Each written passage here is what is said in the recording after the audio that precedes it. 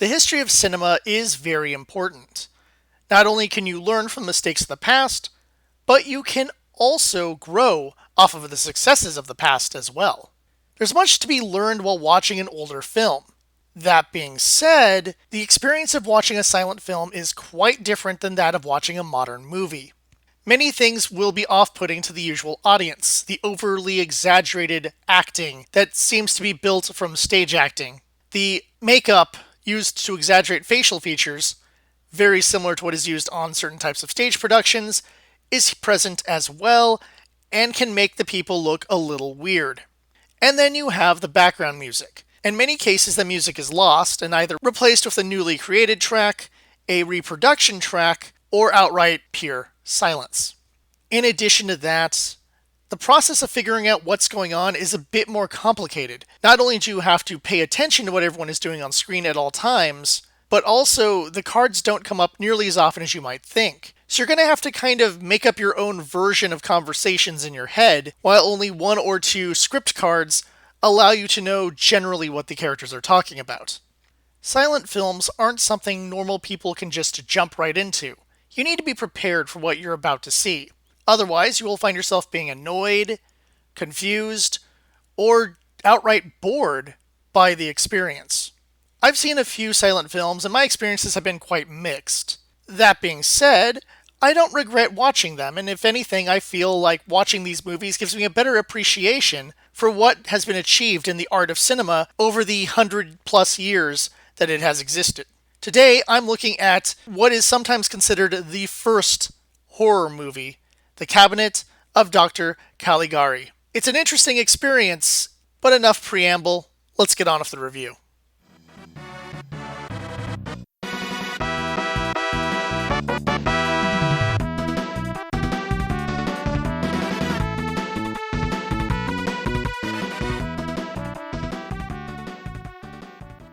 I chose to watch The Cabinet of Dr. Caligari primarily because it is considered a classic. It is considered one of the first, if not the first, horror movies ever made.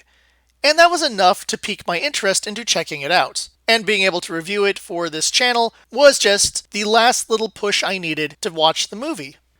Our story is told from the perspective of Mr. Francis. He is explaining the experiences he had of Dr. Caligari to a man on a bench. It's kind of an odd setup, but it works when the movie gets back to them in the present.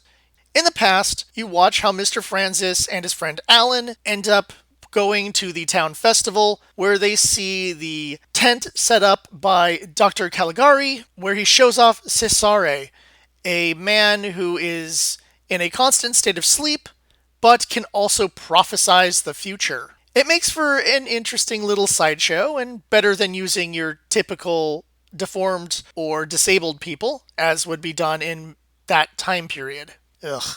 Dr. Caligari's claims draw in quite the audience, and they watch as the strange man moves from the little cabinet where he is kept and starts providing people answers to their questions.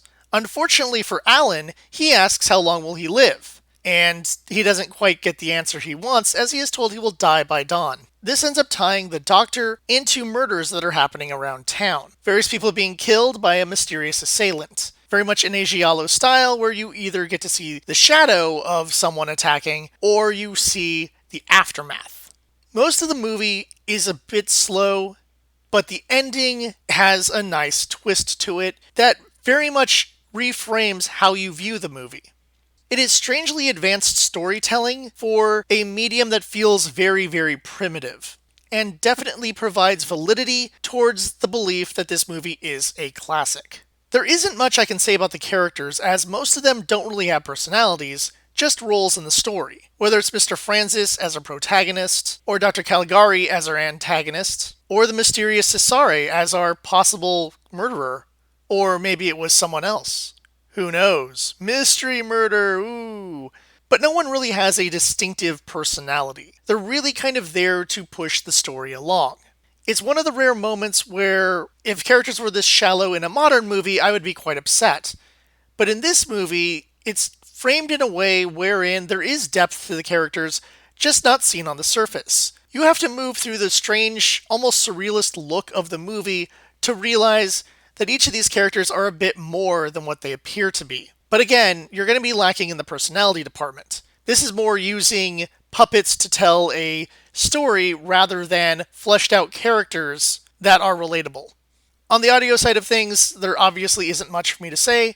The version I watched had a reproduction score that featured electric guitar and synthesizer. Odd choice. The music worked for the version I watched, but frankly, I would have preferred a reproduction that used instruments of the time, or something that was just generic horror movie music, I guess.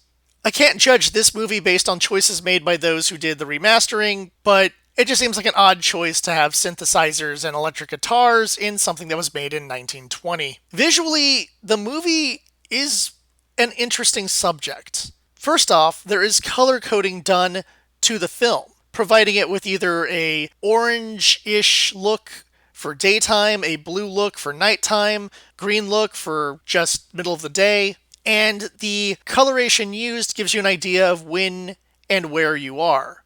Darker colors for darker locations, brighter colors for brighter locations.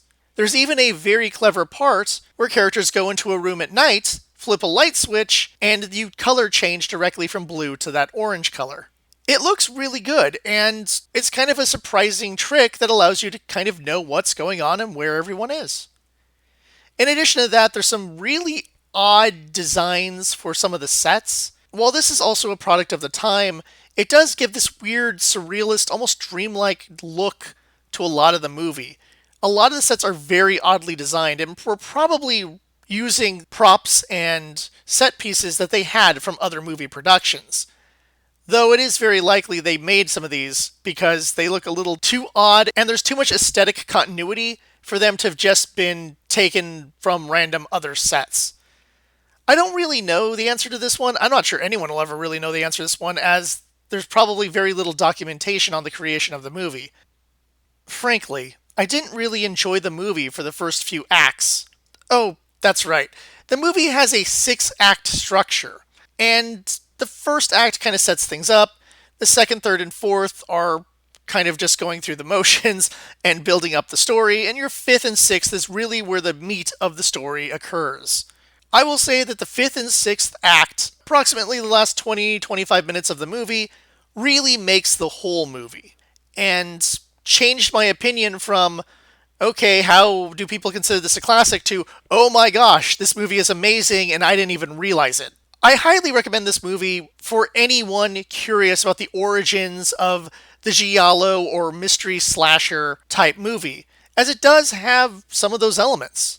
It's going to be an odd experience, as it was for me and probably anyone else in the modern day going back to silent movies, but definitely an experience that I feel is worth, well, experiencing.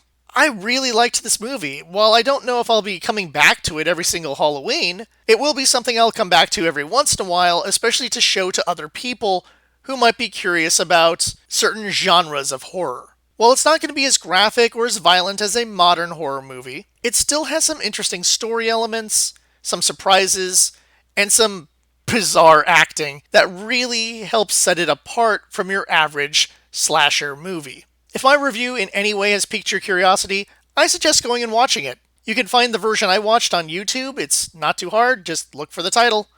Let me know in the comments what you thought of this very strange movie experience. Thank you for watching, and until next time, I'll be back with another horror review, probably something low budget and silly, but until then, I'll see you at the tavern.